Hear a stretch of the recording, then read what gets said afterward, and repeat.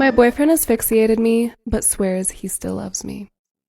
I, 22 female, love my ex-boyfriend, 24 male. He was my whole world, my knight. He's been through hell, so I try to understand him and love him irregardless of his struggles. The first year of our relationship was pure bliss, and I just felt truly loved. That all changed the second year when we would get into fights, and he got so angry till he would hit the walls or himself, and then eventually choke me. Afterwards, he'd apologize severely, and I'd take him back because I thought I understand him and that he didn't mean to hurt me because he loves me. I just made him angry. Afterwards, things would somewhat go back to normal. He'd be all sweet and loving and give me many kisses on my face, and I felt loved. But this time, I was a little scared. Moving on, when we would have good times, they were really good. But when we would fight, things just went south. The choking became more intense, and the time while he is doing it is gradually becoming longer. But I know I can be a nagging bitch sometimes, always asking for him to be better, so I understand how this could get to him. But this time around, I had to just leave. We got into another heated fight, and I was ignoring and blocking him away, as I always do when I get really upset. Which upsets him, and he just literally snapped, hit the walls, hit himself I think, then put his hands on my neck and choked me so tight, this time he wasn't letting go. I had to scratch him and cry, and he snapped out of it and let me go. I think I got asphyxiated, because I saw black for a few seconds and felt really light. I couldn't even hear what was coming from his mouth. When I came back, he was apologizing and crying, and I was trembling. 2 victims, I guess. I told him he wants to unalive me. He tried to drag me to the kitchen, saying, "Yes, let me unalive you." Then he laughs and says, "I'm kidding." And I just couldn't believe my eyes or ears or anything. I left him, and he made me feel like I gave up on him. And he kept saying he's a fuck-up and doesn't deserve anything. It made me feel horrible. So, am I the asshole or what? Am I the asshole for being sick and injured on my anniversary? Today's my 2-year anniversary. I guess I dropped the ball last year, so I'd planned to go after work Friday to buy some flowers and gifts and have them for her before we went to the show she bought us tickets for. It happens that this year we have my son this week, who I have 50-50 custody of with my ex. My mom watched him during the show, but wasn't available the rest of the weekend. I hurt my back at work on Friday morning and had to leave, spending the rest of the day on the couch in so much pain. I wasn't able to go out as I had planned to get the gifts either. I told her this later at the show, which I felt obligated to go to in pain, that I felt bad for being unable to do so, and I should have got to it earlier. I told her I wanted to make up for it when we didn't have my son with us so we could go out or do something. She said, "There's still time," which I understood to mean, "That's okay, we can make up for it later," not, "No, I want you to go out injured and do something about it." Cut to Saturday morning, and I wake up sick with clear flu symptoms. Fever, chills, body aches, all in, on top of my pulled back. Needless to say, I didn't go out and apologize further for being sick and injured on our anniversary and reiterated wanting to make up for it. Now today, she is very upset and saying that I don't care and that I'm lying about how I plan to go Friday after work to pick things up. I admit it was last minute and I could have planned ahead better. She repeatedly called me a liar and arguments ensued for the bulk of the day that involved her saying she will just stop putting effort in and keep the gift that she bought me this year because clearly I don't care. But I do care. It's been on my mind for a while and I had a plan to not mess it up this year. I messed up anyways though, what I feel to be no fault of my own. Again, yes, as a bit of a procrastinator, I should have planned ahead further and bought or planned something when I was doing Christmas gifts in October and November. I didn't. I thought I would have time. Stuff happened.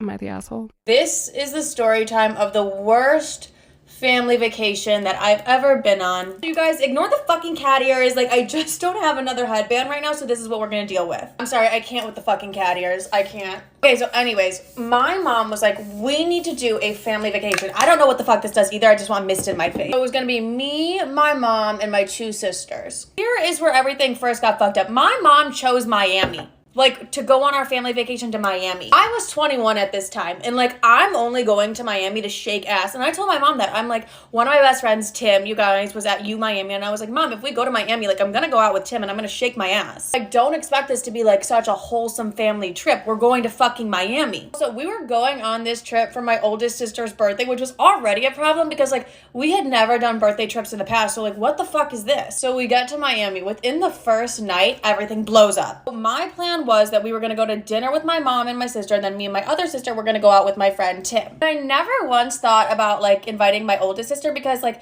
for instance, Sissy, the sister that I was going out with, is like the same age as me and Tim, and we've always hung out together. Like, my sister, we like mesh friend groups, but my oldest sister, she's so much older, doesn't know any of my friends. We get to dinner and my mom's acting really fucking weird. We tell her our plans. We're like, we're gonna go out after dinner, and she's like, why would you do that? We're like, cause dinner ends at fucking like 10:30, so we want to go see Tim, go get drinks, and like go out. We're in Miami. Like, we're not gonna go back to the hotel room and watch you sleep, Mom, because like her bedtime's like literally 10 p.m. And then my mom's like, well, you're not including your oldest sister. And I'm like, well, Kaylee, like, do you wanna go? Like, but you don't really know Tim, so I feel like it'd be a little bit awkward for you. And no, I don't want to fucking go. Like, I don't want to fucking be with you and your loser friends. I'm like, okay, so we're really hostile at this point. Okay, so tensions are high at this point. I start fighting with my oldest sister, and my mom and my sister start fighting because my mom's like, my sister's like, you're being fucking weird, Mom. Like, you're being so weird. Like, just say what's wrong. Like, nobody's saying what's wrong. And I'm like, I can't fix anything if I don't know what the fuck is wrong. And my oldest sister and I, we get in this huge blowout fight, and she's like, stand up right now, I'm gonna fucking fight you. And I'm like, I'm too pretty to fight, I'm too fucking pretty to fight. And she's like, no, I want to beat the shit out of you right here. I'm like, we're at a sushi restaurant in Miami, sit the fuck down. Like, you're embarrassing me. I'm not fighting you. Like, what the fuck is wrong with you? My mom's like, we should have never done this family vacation, this is just so horrible. And my other sister, Sissy's like, what the fuck is no one is addressing what the problem is. And I'm like, fuck it, Sissy, call the Uber Black, we're going to meet Tim, and like, I'm leaving this whole situation. I don't need all of your negativity. I'm like, this is ridiculous. And then it just gets worse. Go to part 2. At this point, me and Sissy are in the Uber. We're headed to go meet Tim, and I'm just like so distraught by the fact that my sister is trying to fight me in a fucking sushi restaurant. At this time in the Uber, I'm getting hate texts from my mother that are like, what is wrong with you? Like, you ruined this vacation. And I'm like, first of all, if you had just told me the problem, I would have been able to fix it, but like, nobody was addressing fucking shit. I was like, we don't have to go out. And like, I was telling my mom that I was like, we won't go out. And she's like, no, go out because you already made the plans. Like, go out. I'm like, okay, then I'm gonna go out. I'm gonna shake my ass. I'm in fucking Miami. Next day, I'm like, oh, okay, like, my mom's gonna talk to us again. Everything will be fine. We'll probably all meet for breakfast. You know, like, we're girls. We have blowout fights like this a lot. No, I was so wrong. My mom was like, you two do your own thing because that's clearly all that you want to do, and then we're gonna do our own thing. And I'm like, okay, you're weird as fuck for that. I'm like, fine, like, don't tell me twice. So my sister and I, we went and we had a fucking day. It gets to around dinner time, and me and my sister, we go to this like great little Italian restaurant that we love. Eating, all is well, and then I see my mom and my sister go and sit down at the restaurant across from us. Like, no fucking way these bitches just somehow picked the restaurant. Are you kidding? I hate this fucking light. I'm like, there's literally no way that that's a coincidence. Like, they definitely know we're here, whatever. And I'm like, this feels like a scene from a fucking movie. Like, how awkward is it that like my mom and my sister are sitting across from us, and then like, I'm like, okay, you know, they definitely knew we were here. Like, they had our locations. Like, there's no way this is just a coincidence. But I'm like, whatever, like, I'm not apologizing. They're not apologizing. Like, we're just not talking. We're having our own separate family vacations because that's what my mom said for us to fucking do. Then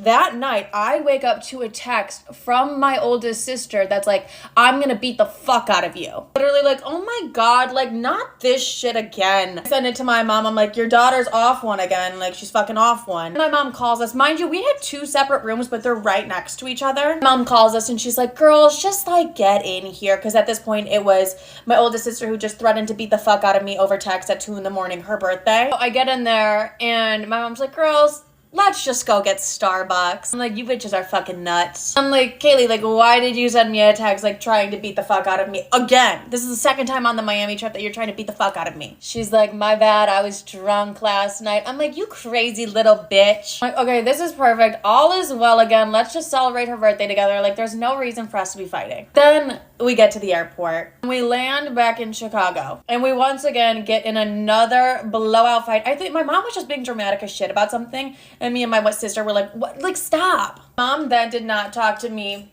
and my one sister for over a month after that Miami trip. Like, these dramatic bitches. But that's the story time.